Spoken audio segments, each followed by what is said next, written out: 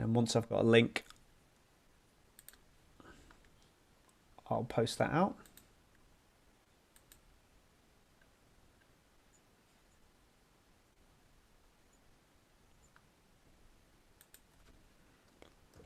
I have a link.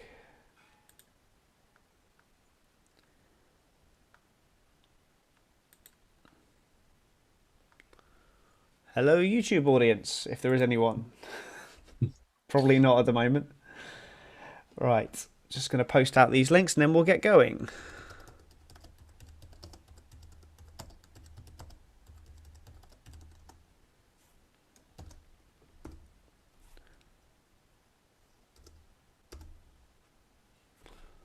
Just make sure that works. Right. Yes. We are live. Great. Fantastic. Okay. It's been a while since I've done this. I've got to remember what I'm doing now. Right. Okay. Title sequence, title sequence, title sequence. All will be done in post. And can you guys hear me all right? I haven't actually tested my sound yet. Yeah, you're fine, mate. Yeah. Lovely. Cool. Right. Yep. Welcome to the Monkeyseat, and we will see you next week. Goodbye. That counts as a podcast, right? My name is Tom, and I'm joined today not by Carl, as he's throwing up somewhere in a bucket in Dublin somewhere, but by our regular Formula E expert, Charlie Horn. Hello, Charlie. Hello. And making his debut on the Monkeyseat, it's Everything F1 podcast version of me, Mr. Tom Downey. Hello. How are you, Booth? How was your bank holiday? Nice and quiet. No bank holiday up here, so. Oh, of course, you're in Bonnie, Scotland, aren't you? Yes, yeah. You don't get the lovely bank holidays. It wasn't a bank holiday in Spa either, was it? Which is why we couldn't carry on. But we'll get on to that later. So you can find us all on all major podcasting platforms by searching for the Monkeyseat podcast, and why not leave us a 5-star review? That would be great if you did, and we will read your review on the air and any shout outs as an added bonus if you want. Alternatively, if you think we aren't worth 5 stars, then tell us why and throw us some cash while you're there to help us improve. You can donate to this podcast for £1 up and to support us and to keep this gravy train rolling. We will say literally anything you want if you give us money.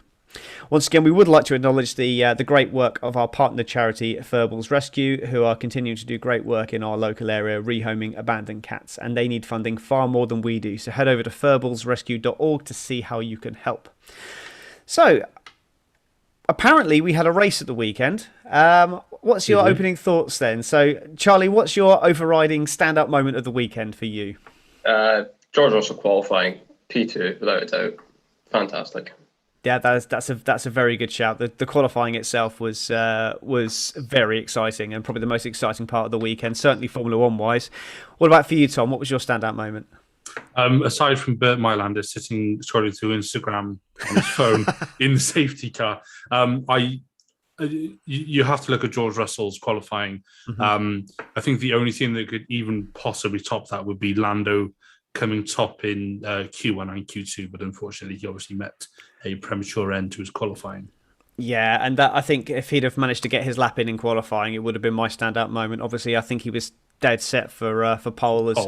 Everyone knows that Lando Norris is my favourite driver, so I was gutted about that. But my moment for the weekend, for me, really, was Sebastian Vettel going to check if he was all right. I thought, he's complete for me now. He has completely turned around from the Sebastian Vettel of the Red Bull days, where I couldn't stand the guy, and now he's up there for me for one of my favourite drivers. I'll tell you what that moment reminded me of. It reminded me of Ayrton Senna checking on Eric Comas back in, I can't remember what year, because I wasn't actually. It was 91. I wasn't born until 94. So obviously I don't remember Senna, but seeing a driver that gravely concerned about who was effectively their rival on track, stopping and risking their own life, it speaks volumes about Vettel's character. Yeah. Definitely. And Carl, who is taken a moment to stop throwing up, has decided to put some comments in the chat, and he says he swears Charlie's hair gets higher every time he sees him, and also his moment of the weekend was the medical car going around on 2 wheels. He was really gunning it, wasn't he? Yeah, and I like performance cars anyway. I've actually just bought one.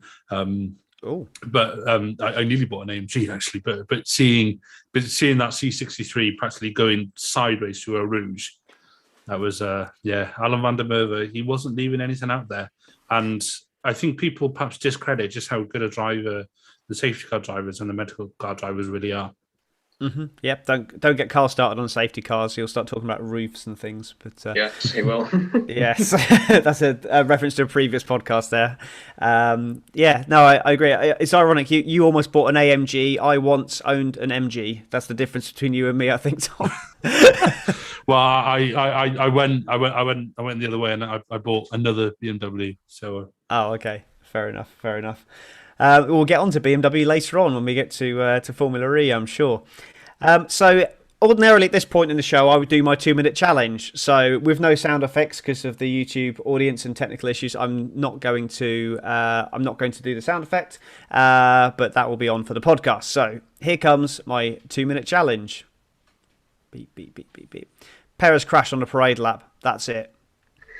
Right, so I managed to get that in 2 minutes, so that was a particularly challenging one. That was just about, couldn't find, but just about. So we'll start with that then. Perez crashing on the parade lap. How did he do it? Well, I mean, he's just signed a new deal. Has he got Esteban Ocon fever and just decided he's going to just crash for the next few weeks, or was it just that bad out there? I think it was just that bad out there. I mean, if you looked at it, he just touched the raised curb coming into turn 6, and it was just the faintest of touches. But that goes to show how poor the conditions were. That was all it needed, and you could see as soon as it sent the car, he was a passenger, and he was heading straight for that wall. And there was a sense of inevitability about it. As soon as he came off that curb, he was going in, and there was nothing you could do to stop it. It was pretty heavy impact, wasn't it? Yeah.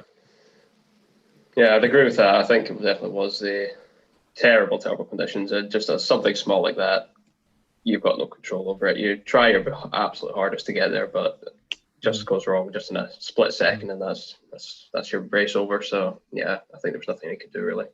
Yeah, I've heard people criticising, saying, why was he pushing so hard on the parade lap? But I think that's your one chance to get used to the conditions, isn't it? So I kind of think you kind of have to push in those scenarios. But it seems to be like an overriding thing of the Red Bull. Obviously, Verstappen doing it last year in Hungary, and we've seen it happen before with Red Bull as well. I don't know if it's just a characteristic of the car, whether it's particularly twitchy in those conditions, but it makes you think what would have happened if the race had gone on. Would Verstappen have been able to hold on to it?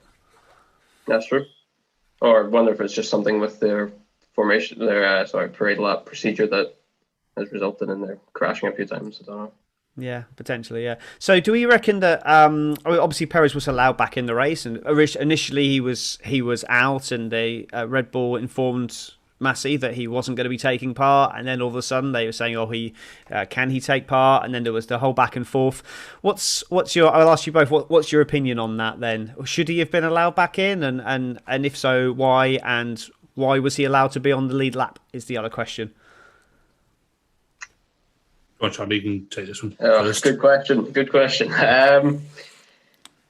Should he have been allowed back in? I think so, but I don't think he should have been put back onto the lead lap because he didn't complete it and the rest did. So I think it's pretty obvious for me that he should have been allowed back in because, well, I think if there was a long stoppage like that and you could get the car fixed, I don't see any reason, unless it was obviously in the rules, I don't see any reason why you couldn't get your act together, get the car rebuilt, get back in the race. But I'm not sure he should have been counted as being on the lead lap because clearly he wasn't. Yeah. From my perspective, I think Red Bull had it goes to show how complicated the rules and regulations are, because obviously it says things like the car must make it back to the grid, or must make it back under its own steam if it wants to start. There's some rule like that, and I remember seeing a few people online getting really bent out of shape about this rule, where they were saying, but Perez got towed back. But the point was, it was always said that he was going to start from the pit lane if he was able to get the car going. And whilst Red Bull had signalled their intention to not run him, it wasn't a DNF, it was a DNS because the event hadn't begun. So they withdrew it on the grounds that they thought there wasn't going to be enough time. We heard it on the team. We heard it on the TV coverage. They then spoke to the race director and said, "Look, we can get this fixed in time. Can we do it? And can we re-enter?" Michael Massey consulted with his. He said, "I'll check and get back to you." He spoke to his stewards. They all talked about it, and then they made the decision that yes, Perez could be allowed back in. So in that sense, I don't see any issues. It's not like they repaired the car and put him back into 7th or 8th or wherever it was he was on the grid. He was still starting at the very back. Whether he should have been allowed to effectively cut out that lap, that's a different question. But also, when we have a formation lap for a safety car restart, quite often lapped cars are allowed to unlap themselves anyway. So I think that was just that was in effect what he had done. The thing with the whole weekend this weekend is we've never been in a position like this, certainly not that I can remember. I think the last time we had half points was Malaysia, I think 2009. Yeah, it was. And had we foreseen how bad the weather was going to get, that's another conversation. We probably shouldn't have gone out at all, and we should have just abandoned the race. And then that would have perhaps, and if Red Bull would have known that sooner, would have had a different bearing on how they would have gone about repairing the car or the rest of it. That's all I'm going to say on it. Yeah, I mean, I at the time, I didn't think he should have allowed back in the race, or if he was, he certainly. There should have been penalties involved in that, and I was while the debate was going on, I had the sporting regulations up on my laptop, and I was powering through it, trying to find precedents and rules for it. And I looked for every reference in the rule book relating to formation lap, and there's so many regulations that actually repeat themselves and contradict themselves. It's insane. So there was no way of policing it. I think if they'd have excluded Perez from the race. From starting the race, and the race had run normally, then Red Bull would have put it under protest, and I think they would have won because it's just an unpoliceable rule. Because I understand what they're saying about the whole outside assistance getting back, but the rule is you have to. In the race, if you have outside assistance, then you can't continue, and it only says you have to leave the pit lane under your own power. It doesn't say anything about completing the formation lap. So maybe that's something they'll close off in future. But equally, when we see cars starting from the pit lane, sometimes they'll follow the cars around and then they'll enter the pit lane and leave the pit lane at the end when the race starts. But other times they're sometimes doing the repair right up until that point. So, but yeah, I think he definitely should have started the race, but there should have been penalties imposed, whether that be laps down, drive-through penalty, whatever it is, whatever those penalties should be. There should have been, because there was things like they didn't have the wheels on in time and various other things that he wouldn't have been in compliance with the regulations for. So those things aside as well, he should have incurred penalties for that. But yes, no reason why he shouldn't have been allowed in the race, in my opinion. And Carl agrees with me as well. So that's good to know. So we're talking about being back in the race. Was it even a race? No. That was not a race. So I'm just double checking the calendar for the rest of the season. That was not a race. It shouldn't have been considered a race. I'm a big Max Verstappen fan, and I'm also a Lando fan. Those are my two favourite drivers, and their respective teams. That should not have been a race. It wasn't a race. It was a farce. It was a yoke, as Alonso would have said, and to be able to say we're going to award half points because we've put you out 3 hours after the event should have started, when the light was fading and the rain was heavier, to do 2 laps behind the safety car to award you half points. Nah, that doesn't sit right. I'm not going to sit here and say that the FIA are giving bias to any team or whatever, because that's just nonsense. Birdie's not around anymore. That doesn't happen.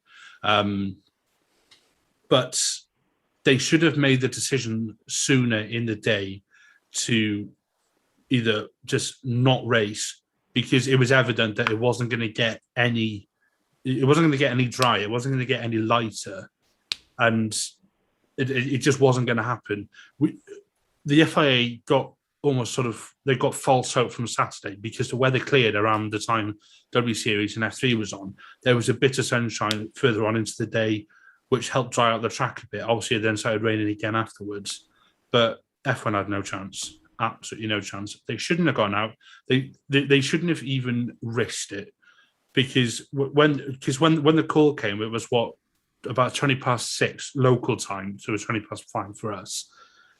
They had that shot of the camera looking down the straight, and it looked like a gloomy winter's day where it was so dark and overcast. I mean, don't forget the TV makes it look lighter as well. And then when you saw them going out, I think it was an onboard from George Russell. I could not see Verstappen's rain light at all. I had no idea how close he was. And given the history of accidents at Spa, you can look at look at Norris the day before. It was 2 years ago. 2 years ago today, we lost Antoine Hubert. There was the accident in W Series. The drivers of the F1 drivers, the safety car driver, the marshals, the fans, nobody should have been put at risk like that. Yeah, agree. 100%. I feel quite strongly about this. Yeah, I was very uncomfortable with that being called a race and actually being an event at all. I mean, we saw some horrific scenes, as you said, in W Series. We've seen horrific things in Spa in the dry. You know, Hubert wasn't even bad conditions. I know it was F2 and slightly different scenario and was a bit of a freak accident, but we see these kind of things in bad weather. But you know, people have died on this track in normal weather in semi-recent times as well. So it was definitely an uncomfortable position. And then to see them go out that second time when the conditions were worse, I trusted at the time when they said race starts in 10 minutes that they saw a gap in the weather. There was no gap in the weather. No. I don't think so. I think it was purely cash is king, back to the situation. Formula One desperately trying to recover from the situation where they found themselves in because of COVID, and they can't. You know, they've taken huge financial hits. They're on the road to recovery.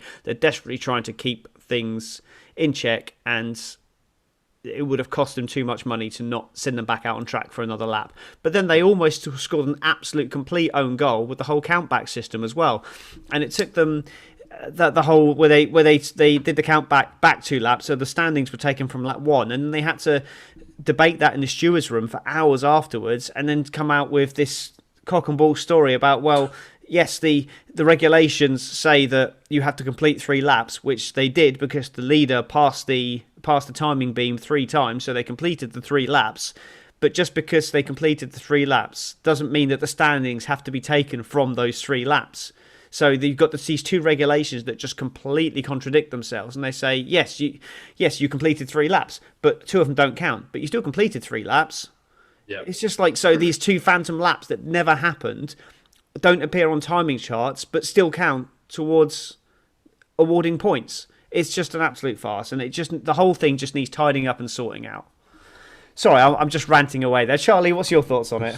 It certainly was not a race, and I mean, as much as I was happy to see Russell get his podium, it was not. There was nothing really good other than that to take away from the weekend, and it definitely needs a review ASAP. Yes, 100%. I'm totally for that. So what? So based on that, so points. I mean, obviously they're given half points. I mean, we've agreed it's not a race, so I'm assuming we're all in agreement that points shouldn't have been awarded. Yeah, I would say so. Yeah.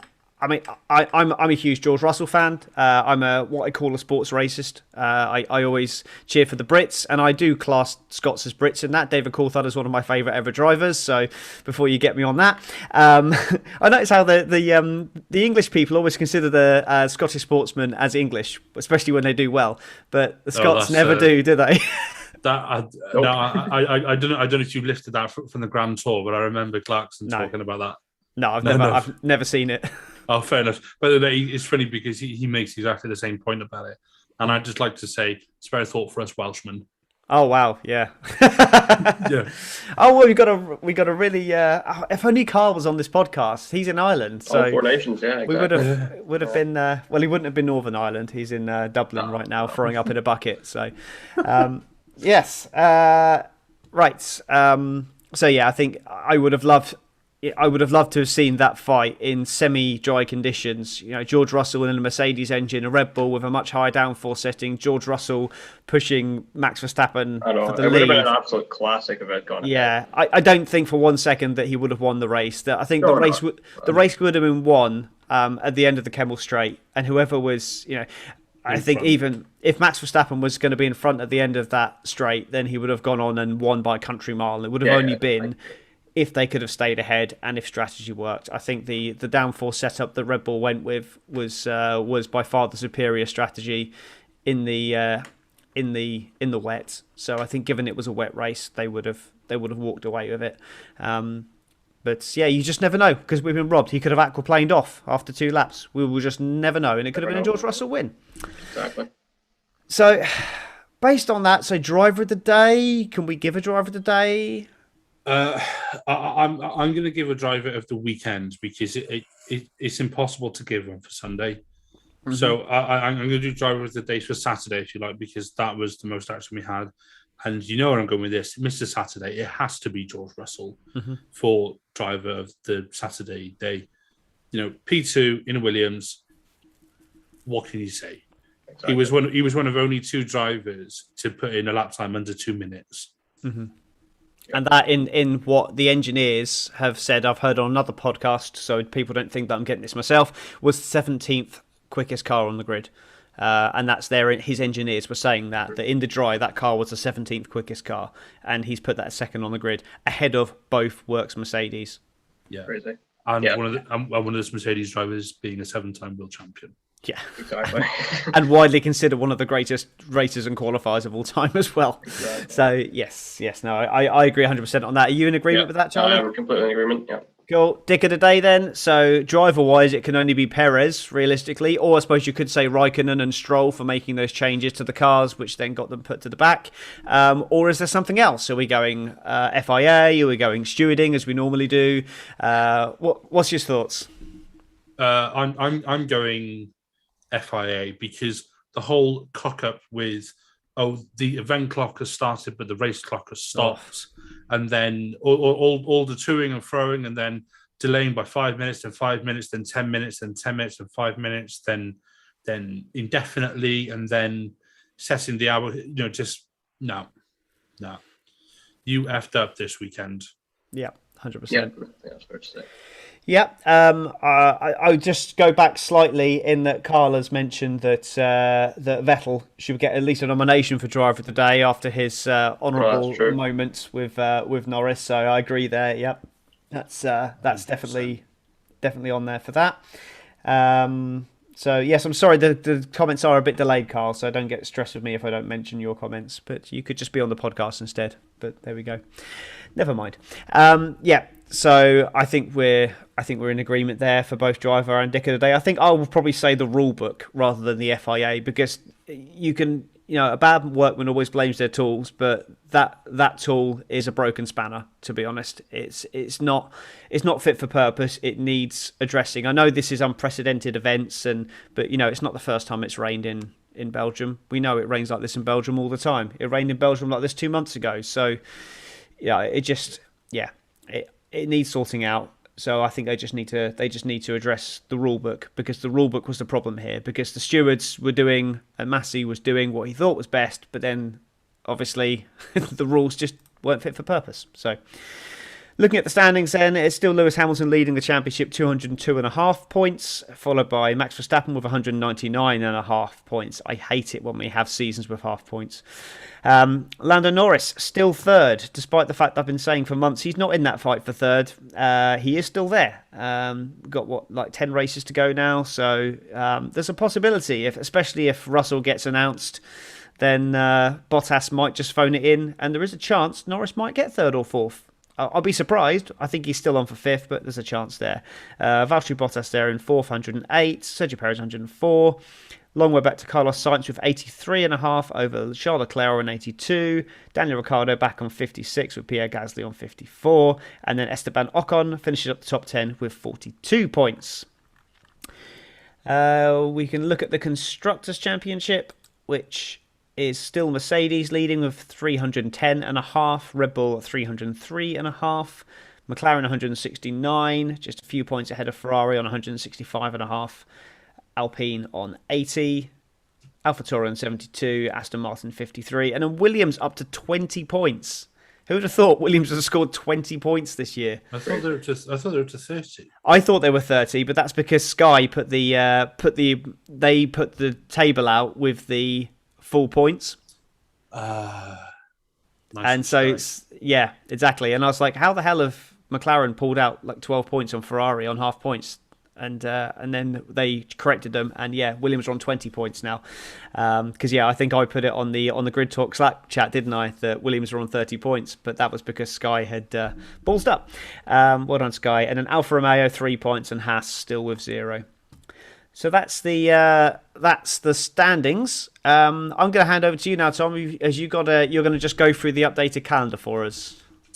Yes, so obviously we've had a bit of chopping and changing this year with the calendar, and as the COVID situation is ever evolving, as I know, having only just come out of isolation thanks to a positive test.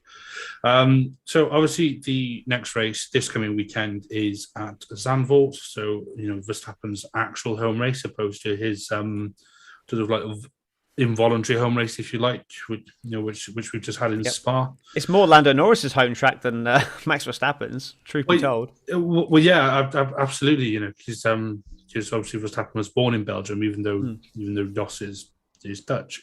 So we're at we're at Spa this weekend. Then Italy a week later than it normally is, because I always associate Monza with the first weekend of September, but with the second week of September, so the 10th to the 12th, we then got a week off. We're then off to Russia, from the 24th to the 26th. We're then off to Turkey. Now, there have been rumours about Turkey being replaced again. Now, as I'm sure most people listening will remember, Turkey initially came onto the calendar to replace a race, possibly China, was it? No, it wasn't China. No, because China wasn't even on the list this year at all. But Turkey came onto the calendar to replace a race this year, and then promptly got taken off again, because it's on the UK red travel zone, or was at the time. Yeah. Again, like I said, the situation is constantly evolving, so we may see a replacement in there. I'm hearing a double header in America, possibly. But we will wait and see. Then, as it stands, the 22nd to the 24th of October, we have one of my favourite modern circuits, Circuit of the Americas in Austin. Then after that, we are scheduled to have Mexico City on the 5th to the 7th of November, followed by Brazil in Sao Paulo on the 12th to the 14th. Now, Mexico and Brazil, the COVID situation is rife. I don't know what will happen. I struggle to see them going ahead, but we'll find out. Then following that, on my birthday weekend, we have the 19th to the 21st, which was going to be Australia. It's now to be confirmed, but it's looking likely that's going to be a Qatar race. Take from that what you will. Yep. Then from there, we do a lovely tour. Then we go from potentially Qatar to Saudi Arabia for the first time on the Jeddah Street Circuit on the 3rd to the 5th of December, and then all the way into the 10th to the 12th of December. So we're getting close to Christmas. We're finishing off at Abu Dhabi. Excellent. And we have some breaking news from what I understand, which is your announcement that you've heard, Tom? Yes, so it's not confirmed. This is all hot air at the moment, as I'm sure most news in F1 is. But rumours are Nick de Vries will be signing for Alfa Romeo in 2022, replacing Antonio Giovinazzi. Now, it's widely known that Fred Vasseur does have a close relationship with Toto Wolff, and obviously de Vries has just won the Formula E World Championship for Mercedes, which we'll get onto in a moment. Spoiler, Spoilers. Oh yeah, sorry. We haven't covered that yet. Yeah, edit that out. But so Nick De Vries obviously racing for Mercedes in Formula E. Fred Vasseur has close ties with Toto Wolff, so there's a good possibility we could see Bottas and De Vries at Alfa Romeo. Now that ties into the other rumor that we're going to see Kimi announcing that he's going to retire at Monza, with with Russell moving to Mercedes and Bottas moving to that sort of like senior seat. Interesting. And then another rumor which I've heard in the last sort of 2 or 3 minutes since we started this podcast is apparently Callum Ilott and Alex Albon are in the mix for the Williams seat. Wow. That's interesting. I know Albon's been in talks with 2 Formula One teams, and he's also looking at a potential drive in IndyCar if things go pear-shaped, which I'm sure we'll cover next week when Phil's back with us to talk about IndyCar.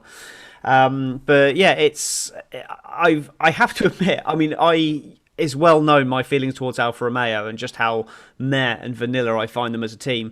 But I did not expect them to do a complete full driver change. I wanted to see Kimi retire and then Giovinazzi up against someone like Bottas. But a full driver change, that might actually energise the team to a point where they might actually interest me beyond, being back markers. So that's a really interesting scenario there. What's your thoughts, Charlie? Yeah, I mean, sounds like a good lineup that they're bringing in. We've seen, obviously, as you mentioned, the recent Formula E. He's very racy.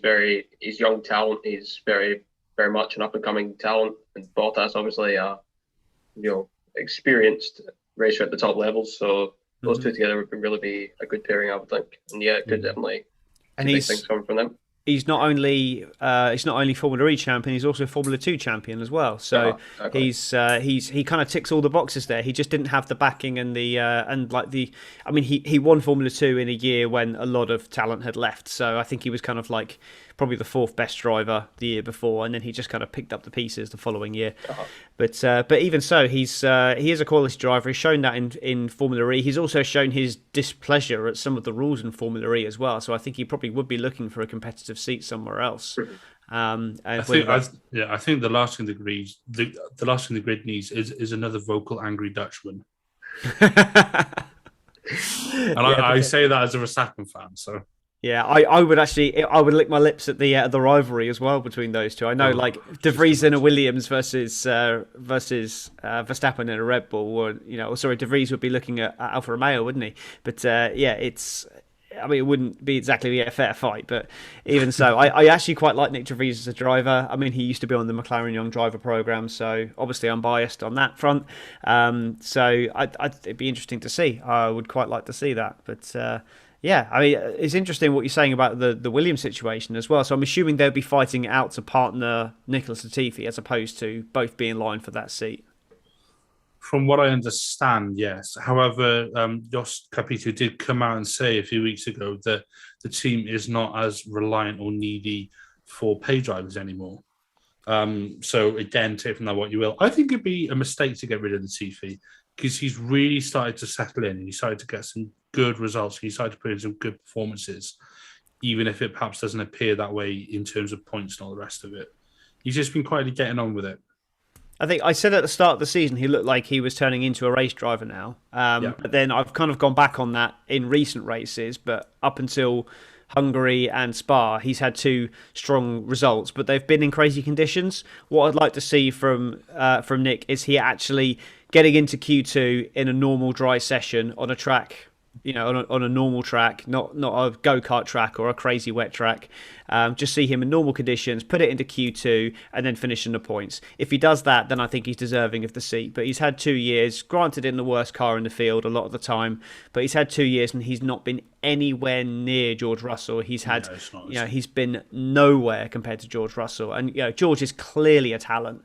But I would be very surprised if you put both of those guys in a Mercedes, you've got to imagine that the point spread would be similar to what it is in Williams, and he just wouldn't be good enough in that scenario. So I think at the moment he's got the added benefit that he's turning out okay. but I rate him no higher than Antonio Giovinazzi for me. In fact, I'd probably put Giovinazzi a little bit ahead of him.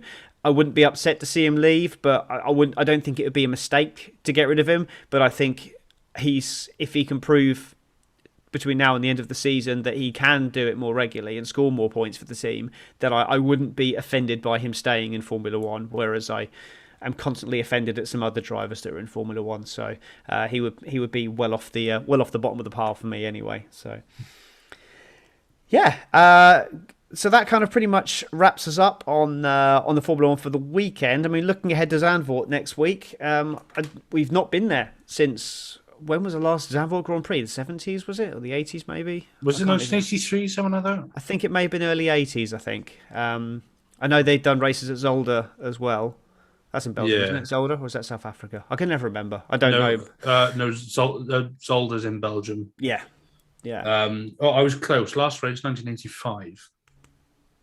Okay, yes. Not far off. Yes, of course, Zolder was Belgium, was it? Yeah. 1985. Cool. I was 3. Charlie wasn't born. So it's... Neither was I. Oh, okay. So I'm the old man of the podcast today then. Great.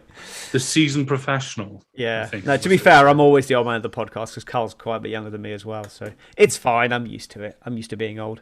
Yeah, okay. So it's from what I hear, it sounds like it's going to be more a Mercedes track than a Red Bull track, and there's possibility of some rain. So hopefully, we'll actually get a race. But that light rain, intermediate weather would be intermediate tyre type conditions. That's what I'd be looking for rather than monsoon weather, to be honest. Yeah. So we're going to move on to the Formula E, but I just want to round up a couple of things that happened in the other formulas over the weekend, because although we didn't have a Formula 1 race, we did have some Formula 3 races and a W Series race. So it was Colombo, Crawford and Stanek got top 3 in race 1.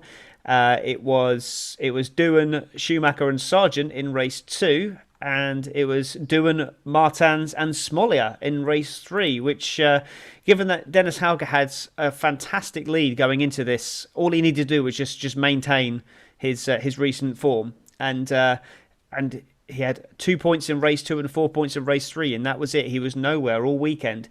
And Jack Doohan has really come on leaps and bounds from last year, where I was criticising him quite heavily from his radio rants. He was like the Dick Tantrum of Formula 3 last year. And he's... this season in Barcelona, he had a 3rd place in the feature race. In France, he had a win in the feature race, and then he had a 3rd place in Budapest, and then a win again in Spa. The only race where he hasn't won was in Austria. But he's really putting together a good run here, and now he's on 133 points to Hauger's 158, and then with Freddie Vesti back on 101, and Victor Martins and Smolia just behind 4th and 5th of 96 and 92. And Novalak as well on 92. So I still think it's between those two, Hauger and Doohan. We just got 6 races left, so 2 rounds, Zandvoort and Austin. So 6 races left. Can Doohan do it? I would be shocked given how bad he was last year. But Hauger, he needs some consistency, and he's had it up until now, but now one really bad weekend and Doohan straight back in the fight. So that's going to be a very interesting finale there. Now, we touched on the W Series with what happened in qualifying. We had a 6-car pile up, and it was really quite scary. Did you see that, Charlie and Tom? I did, yeah. Saw clips of that. Yeah, it was horrendous. It was basically 6 separate accidents, starting in different places and all finishing in the same point. It was horrendous, but fortunately, everyone was okay. We had a couple of drivers not take part as a result, and I've got a cat in my face. But Jamie Chadwick was on pole, the British interest, and unfortunately, she wasn't able to hold on. But it was a phenomenal performance from Emma Kymäläinen to come through to win the race, which means now the standings, Chadwick has the lead on 91 points, Alice Powell 7 points back with 84, and Emma Kymäläinen now in the championship fight on 60 points. So we do have a few rounds left. We've got Zandvoort, Circuit of the Americas, and then Mexico to finish up. So we have 3 races left, just 1 race a weekend in W Series. So that is literally just 3 rounds to go. So that's hotting up. Alice Powell looked to be the the yardstick at the start of the season, but Chadwick's really come into her own, and just didn't quite have the pace in the wet conditions in Spa. In this, it looked like it was always going to be Kymäläinen's race. So, incidentally, Emma Kymäläinen, what a fantastic Finnish name, Kymäläinen, fantastic. It's like a hybrid of Kovalainen and Kimi Räikkönen. So if we now move on to the Formula E then, and hopefully this cat will bugger off because he's really annoying me. So it's been a while, hasn't it, Charlie? It has, yes. Yeah. Missed 4 races in the meantime, so yeah, and 4 races and a season finale. Exactly. So should we start then with the racing in London?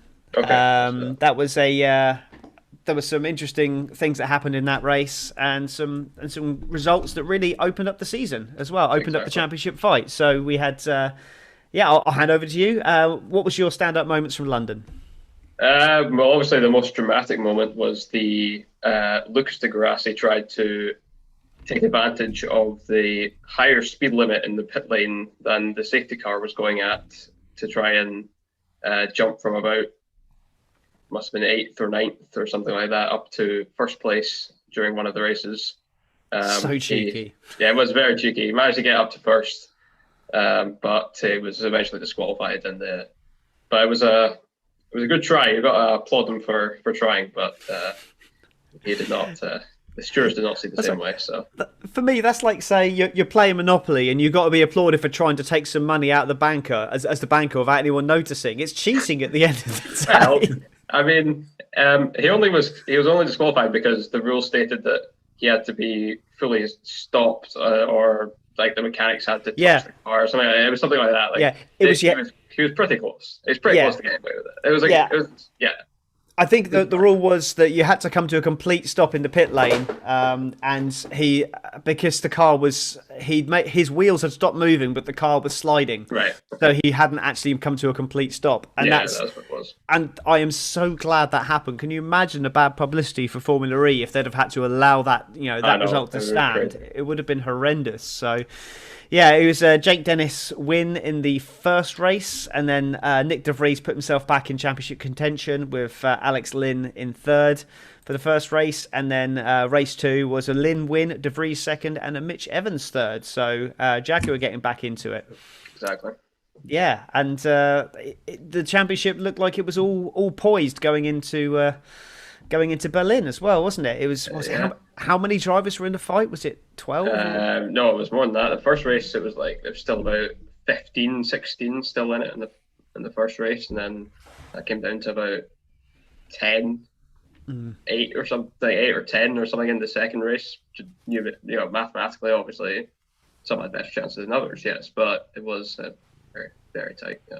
Absolutely crazy. And then, so what was your standout moment then from Belgium? From Berlin. Well, as a Jaguar fan, I've got to say, it's been Mitch Evans' podium for me, but obviously it was overshadowed by the heartbreaking moment. Yeah, I couldn't. Just season finale. Yeah, just dying on the grid.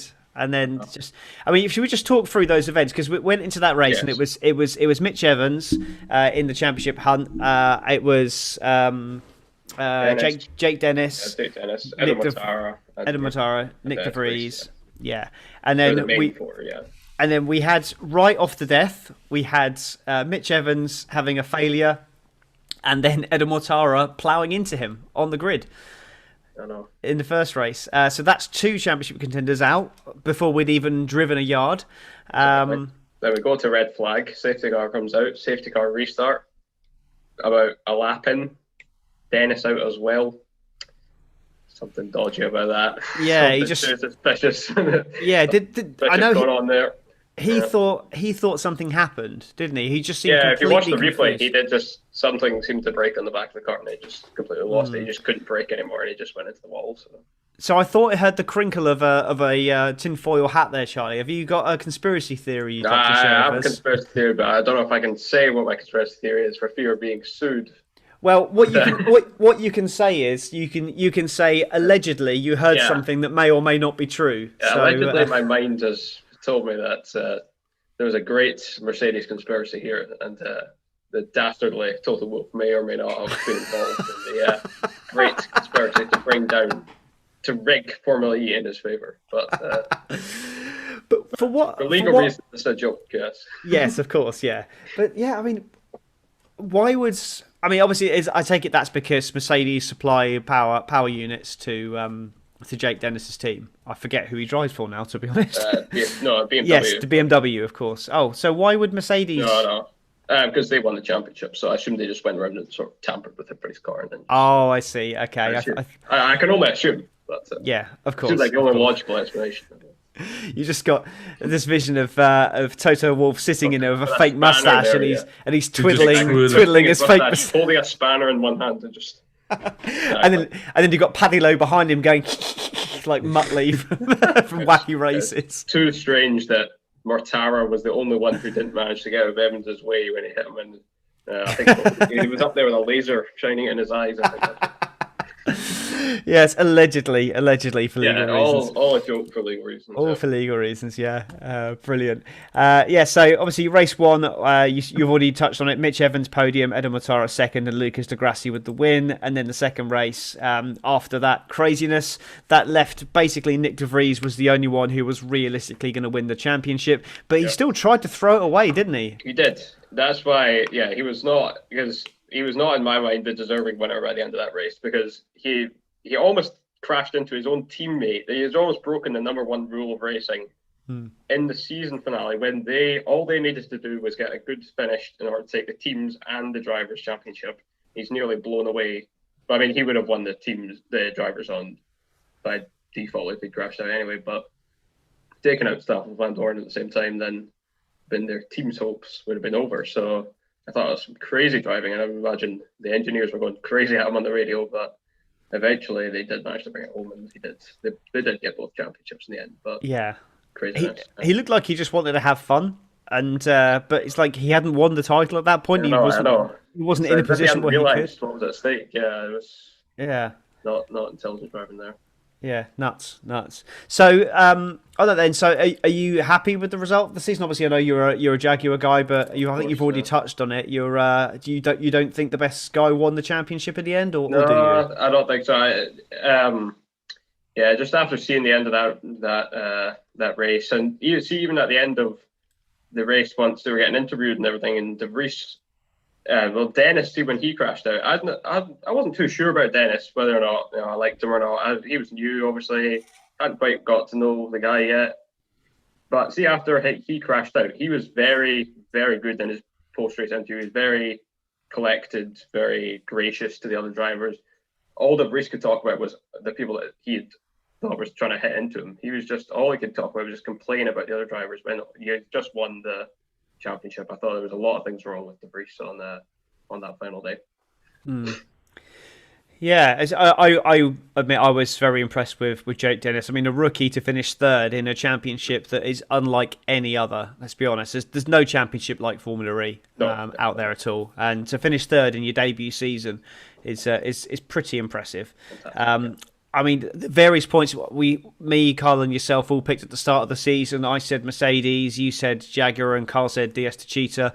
At various points in the season, all three of them looked like they were going to win the championship. Yeah. And then in the end, it was Mercedes, but it was Nick De Vries, and I had Stoffel Van Dorn. So, I mean, I think Van Dorn looked like the quicker driver for most of the season. I was very surprised that it wasn't Mortara. I think we said last time you were on that it looked like Mortara was going to be the one that was going to take it. I thought at times that Jaguar looked like they were going to make that. I'm sure step. If Evans hadn't been crashed in, hadn't stalled first and then been smashed to pieces, that I'm sure he would have gone on to take it. I mean, I think he would have done because I'm sure he would have, because if he hadn't, barring any drama, like obviously what we saw, barring any drama, I'm sure he would have gone on to take it. If Norman Nato, the eventual winner, could win from sixth place, I have no doubt that a Jaguar could have won from third. Yeah, well, I mean, he's finished 9 points off De Vries with a 0 score. So, I mean, with 25 points for a win. Of everybody else in the title fight. Yeah, the Europe was Dennis, I think, down in ninth or something, and then Mortara back.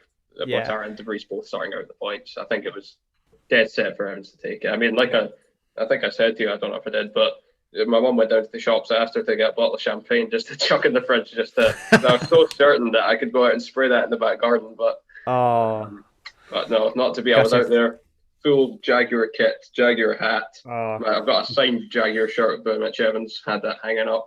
Everything I could find in the house. It was not to be. Yeah. Well, I actually own a Jaguar as well. I don't know if you know that. It's effectively a Ford Mondeo, but it's. I've got to ask, what Jaguar have you got? It's an X type. It's nothing special. Okay. It's like 12 years old, but yeah, it's basically it's the Ford Mondeo. But yeah, so I've got some. Obviously, I being a sports racist and then being a British team, sort of course, I'm going to be in favour of Jaguar. But yeah. So I mean, Mercedes obviously winning the both titles in the end. So it's very, it may be a very different championship, but similar results to Formula One.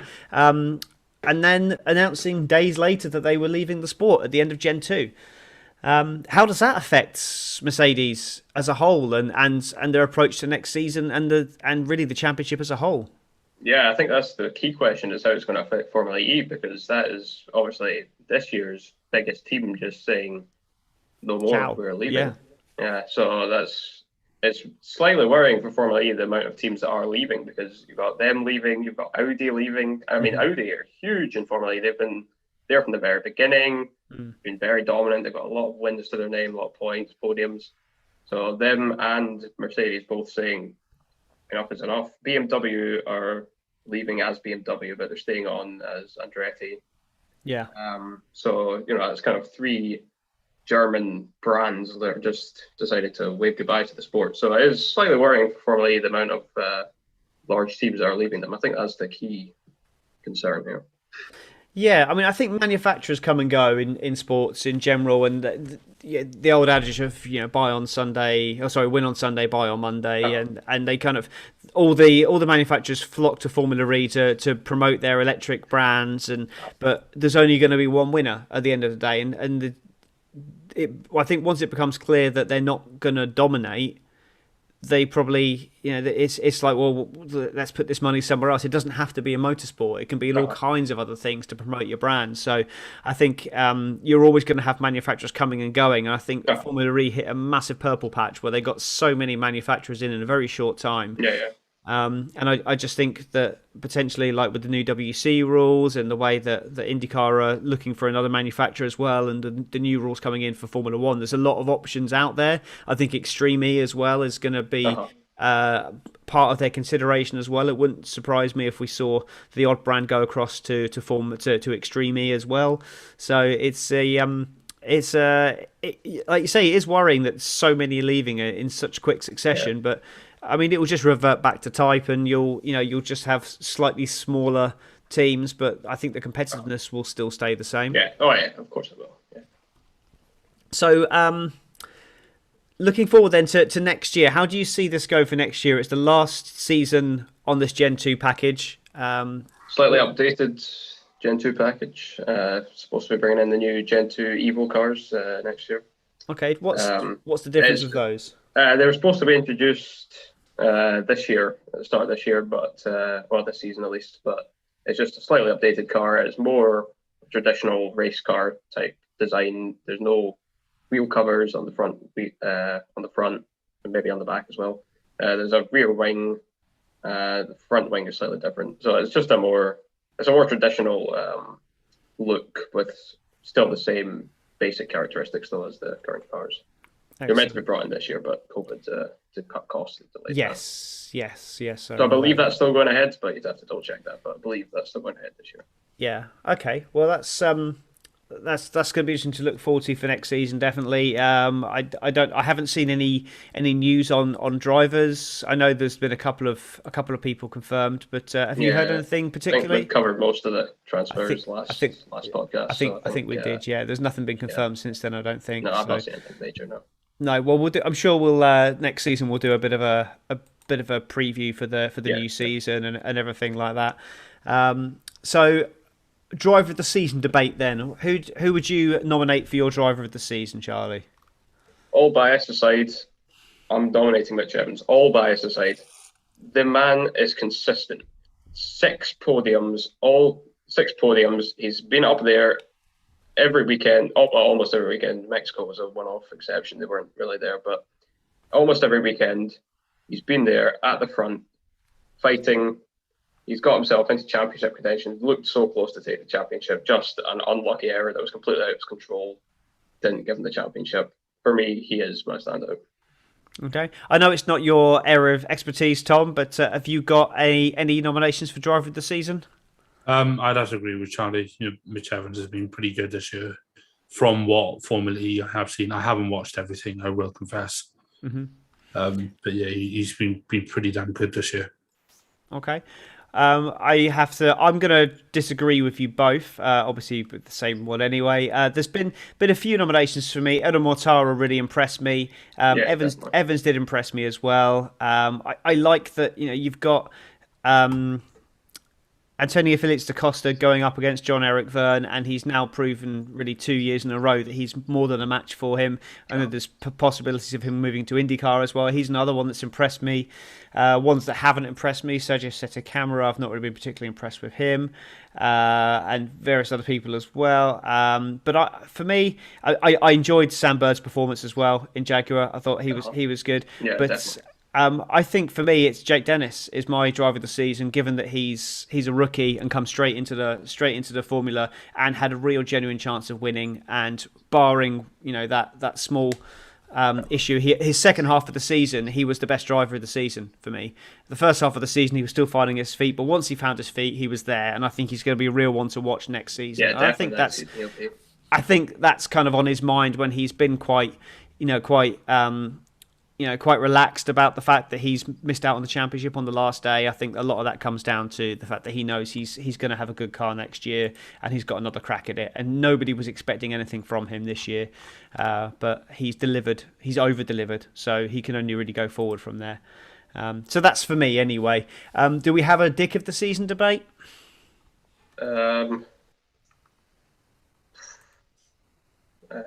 We could go Lotterer just for the sheer number of crashes. Do you know what? You picked it. You picked the words right out of my mouth. It seemed to me every week it was Lotterer having another incident. He just seemed every week he was crashing into somebody. So yeah, I'd agree on that. Would you agree on that, Tom, or have you got another nomination? I can't add either way because I didn't watch enough of the season. No, that's fair enough. Okay, that's it. It's Lotterer then, Dick of the Season. Fantastic. So I'm just going to head back to Formula One now, and just for we kind of abandoned our prediction league for the season because we've missed too many races realistically. But I'd be interested to hear what your guys' predictions are for Zandvoort. So what we normally do is winner, fastest lap, first retirement, and then I'll do a random driver predictor as well. Which while we're doing the first ones, I will get the random driver predictor up. So for Zandvoort then, I'll start with you, Charlie. Who are you going to go for the win? I'll say Max Verstappen. Max Verstappen for the win. I'm going to go Lewis Hamilton, and apparently he's going to get pelted with oranges. Is what a Facebook group started. Over 1 million Dutch fans were saying they were going to throw oranges at Lewis Hamilton. So yeah, I'm going to go with Lewis Hamilton. And Tom? I'm going to go with Max Verstappen. I think that home crowd is just going to push him on. Yeah, I think he'll definitely be a force to be reckoned with, but I don't believe that the fans add half a second. I just think he'll try harder, and potentially when Max Verstappen tries hard, he tends to make mistakes, which is why I don't think he's going to win the race. Fastest lap, however, different story. I think he'll get the fastest lap. And then first retirement, let's go Kimi Räikkönen. Why not? You guys, fastest lap and first retirement. Fastest lap, I'll say Verstappen. First retirement, Yuki Tsunoda. Okay, and Charlie? I'll say fastest lap. Yeah, I'll say Verstappen as well. And retirement, I'll say Esteban Ocon. Okay, and we have random driver predictor is Esteban Ocon. It's just come up. I've just spun the wheel. So, Charlie, you can either double down on that and say Esteban Ocon. Last place. Cool. So what is last place? So that'll be 20th for him then, yeah? Yes. Cool. Esteban Ocon. I'm going to say 11th for him. He's going to finish 11th. I was going to say 11th or 9th. So I'm just because you said 11th, I'm going to say 9th. Fantastic. Okay. Right. Well, thank you very much for joining us. I'll just give you a moment now to plug yourselves. So, Charlie, I know you don't run any podcasts or anything, but you are very prevalent on social media. I see you popping up on all kinds of groups, left, right, and centre. I see you commenting on stuff. So, can people follow you, and where can they find you? They can indeed. So, Twitter at CharlieHorn11 and Instagram at Charlie_Horn25. Okay, and Tom, you work for another rival podcast, and we're not rivals. We're all friends. Yeah, so I'm part of Everything F1, so you can find us on where are we? Twitter, Instagram, Facebook, which is all at Join EF1. We also have a Facebook group, which is the Everything F1 Paddock. We also have a website, which we're going to be giving a lovely makeover soon, which is everythingf1.com. And we have our regular weekly podcast, which is the Everything F1 podcast. We've also got a YouTube channel, Everything F1, and we also have a Discord server, which is, again, Everything F1. Fantastic. Well, and I need to up my game. Yeah, and you can also catch myself and Tom on the Grid Talk podcast from time to time. So look up F1 Chronicle on Facebook, Twitter. Don't think they've got an Instagram, and f1chronicle.com. They're on the F1 Grid Talk podcast, which does previews, qualifying analysis, and reviews of every single race. So. Definitely worth catching them. They're much more professional than us, so got to give them a shout out as well because they've been very good to us, and they have people like me and Tom on every week and spouting our opinions and allowing us to plug our podcast on their podcast. So go and give them a listen as well. So unless there's anything else anyone wants to add, I think we'll wrap up the podcast there. I have one thing to add, which I've just seen. Excellent. Just going back to Belgium, there's been a statement by Jean Todt, who's obviously the FIA president. Mm-hmm. I've got it open in front of me, so bear with me if I end up sort of just mumbling whilst I just basically pick it apart. So Jean Todt said that this weekend presented extraordinary challenges. Yeah, no shit. So the weather windows predicted did not appear, and he said yeah, basically, he has explained that they thought there was going to be a gap in the weather, which is why they held on. There wasn't a gap in the weather. He said they couldn't have run a full race efficiently due to the spray. He has apologised, and he said everybody has recognised this. What else does it say? It also says the FIA is working together with F1 and the teams to review the regulations, see what can be learned and improved for the future. It then says the findings, including the topic of points allocation, will be added to the agenda for the next F1 Commission meeting on October 5th. So they've also recognised that if a situation like this does arise again, it does need to be looked at in a different light. Now, like I said, I appreciate this is a very, very, very unique scenario this weekend just gone. However, yeah, it's at least they're acknowledging it. Yeah, and I think they have to acknowledge it, and that they have to because there's so many things in the regulations that have been closed off due to individual things happening that are once in a lifetime situations. So they need to close those off. We often talk about other formulas and like Formula E and Formula 2, these formulas that have not been around for quite as long, they often have major issues in the way that their rule book is put together that makes them not fit for purpose. And this is one of those occasions where something that's unprecedented has happened and they need to just close off those rules. There is a reason why there's so many adages and points to rules and everything, and that's because so many things have happened in the past where they have to put rule amendments in and clarifications and everything like that. So this is one of those occasions where they're going to have to put a clarification in. It will likely never be used again, and we hope it doesn't, because I just feel for the fans sitting in that rain for 5 hours not seeing anything, longer than that, because they were there all day before with the support racing, trying to get a good vantage point as well. So really feel for the fans. They are the real losers. Not Formula One are losers from a from a PR point of view, but definitely the fans are the real losers from this weekend. So heart goes out to them, and we hope that this never happens again. But we just walk away from the event just thankful that everyone is okay and nobody got hurt. And it's racing at the end of the day. It's nobody died. That's the main thing. So. Absolutely. Yep. I think we'll wrap it up there. Thank you both for joining us this week, and hopefully we'll be back next week with Carl and hopefully with Phil, and we'll catch up on everything we've missed in IndyCar in the last few weeks. So thank you very much for your time, and we will say goodbye.